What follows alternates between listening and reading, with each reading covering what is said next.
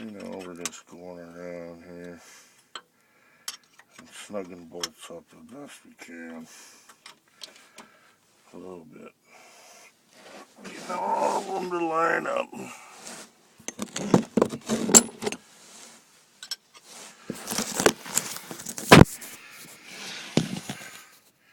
Worst ones are way up in there. And you can only turn like a quarter turn. Here's like a small ratchet on a transfer case. You see,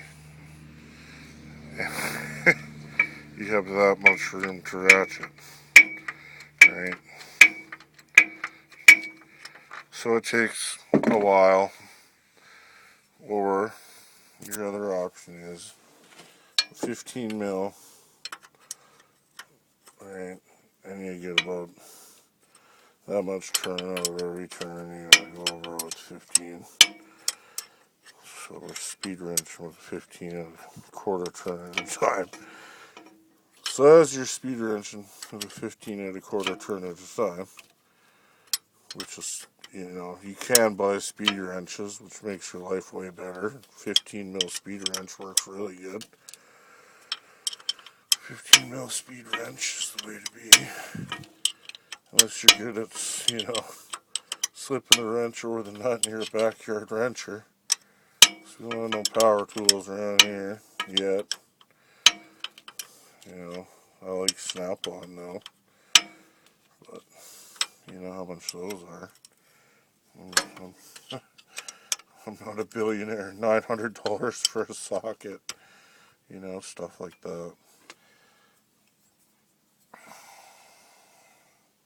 So we're working on an MP248, or you can call it an NP241 transfer case.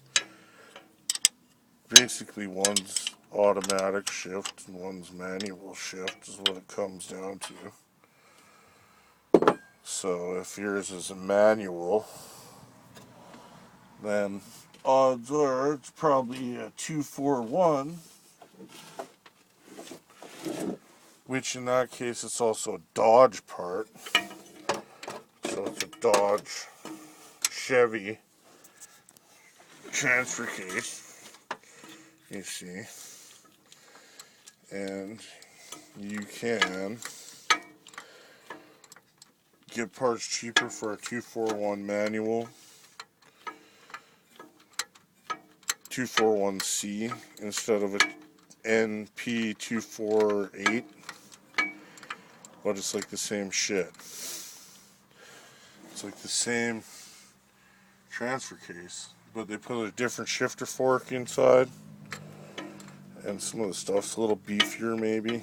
I mean, it's just a transfer case, right? The forks always wear out in the fucking things.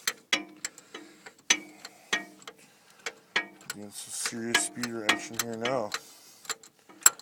Usually I wrench that with a freaking 15 mil wrench.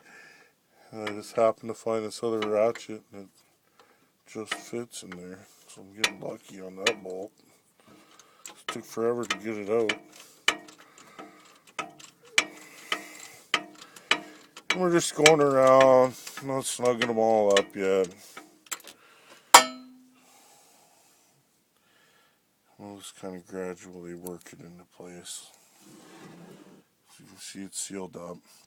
You have to lift the transmission a little bit, is what I did. And I should have made a video, but I actually lifted my transfer case in. I rolled it onto myself and then power lifted it. Stuck the gasket on the transfer case. And then lifted it up, slid the spline in. And then I friggin' swung it up and then put this bottom bolt in to hold it in, just to steady it. But I didn't tighten the bolt all the way. I just got it started. Because what'll happen is you'll start screwing it tight and it'll push this back out and then it'll come out of the spline and fall on you. So you gotta kind of like hold it and start that bolt so you know it's started. and then just start going around and putting other ones in. And you can still move it around a little bit, you know, by putting pressure on it until you can work it into place. So it's a finicky thing.